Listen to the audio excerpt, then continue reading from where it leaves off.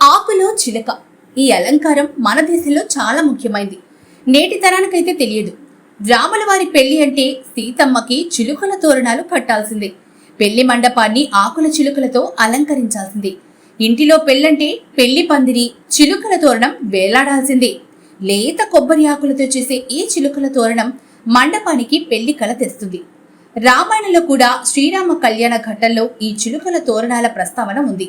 యుగాలు గడిచినా సంప్రదాయవాదులు ఇప్పటికీ ఈ కొబ్బరి ఆకులతో చేసే తోరణాలు కట్టకుండా శుభకార్యం మొదలు కాదు.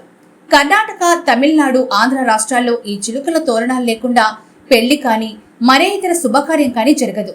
ఇంత ముఖ్యమైన చిలుకల తోరణాలు చేసే కార్మికుల నైపుణ్యం కూడా అమోఘమే. వీటికి ఎంతో నైపుణ్యం అవసరం. ఒక పూటలో 1000 చిలుకల తోరణాలు చేయగల సమర్థులు ఈ కళాకారులు.